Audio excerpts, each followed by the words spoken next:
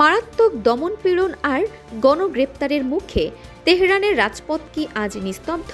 মার্কিন president Donald ট্রাম্পের ভয়াবহ পরিণতির হুঁশিয়ারি আর ইসরায়েলি গোয়েন্দা সংস্থা মোসাদের গোপন তৎপরতা, সব মিলিয়ে কোন দিকে যাচ্ছে ইরান? 15 বছরের কিশোরী থেকে নার্স, নিরাপত্তা বাহিনীর গুলিতে কেন দীর্ঘ হচ্ছে লাশের মিছিল? বিস্তারিত জানাবো আজকের বিশেষ প্রতিবেদনে।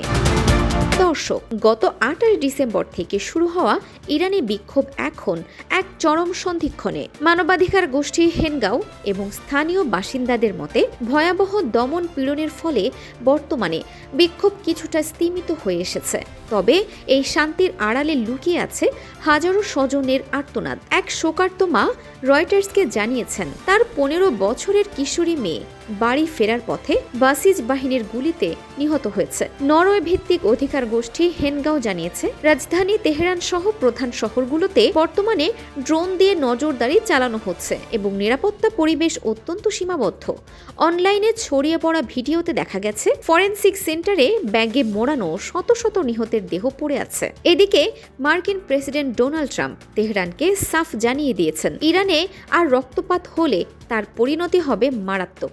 হোয়াইট হাউসের মুখপাত্র ক্যারোলিন লিভিট জানিয়েছেন ট্রাম্প প্রশাসনের চাপে 800 জনের নির্ধারিত মৃত্যুদণ্ড আপাতত স্থগিত করা হয়েছে। তবে যুক্তরাষ্ট্র এখনও সামরিক হামলার বিকল্প খোলা রেখেছে। অন্যদিকে সৌদি আরব ও কাতার সহ মধ্যপ্রাচ্যের মিত্ররা ওয়াশিংটনকে সতর্ক করেছে যে ইরানে হামলা হলে পুরো অঞ্চলে অস্থিতিশীলতা ছড়িয়ে পড়বে।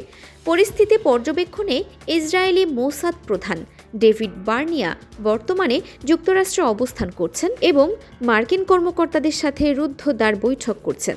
2600 ছাড়িয়েছে, যার মধ্যে বেশিরভাগই সাধারণ বিক্ষোভকারী। যদিও ইরান সরকারের দাবি নিহতের সংখ্যা প্রায় 2000। গণগ্রেপ্তারের চিত্রটিও ভয়াবহ। 19,000-এরও বেশি মানুষকে আটক করা হয়েছে বলে দাবি করা হচ্ছে, যদিও সরকারি সূত্র বলছে সংখ্যাটি 3000। ইরানের পুলিশ প্রধান দাবি করেছেন দেশে শান্তি ফিরে এসেছে, কিন্তু কারাজ ও ইস্ফাহানের মতো শহরগুলোতে এখনও বিক্ষিপ্ত অস্থিরতা ও সরাসরি গুলির খবর পাওয়া যাচ্ছে।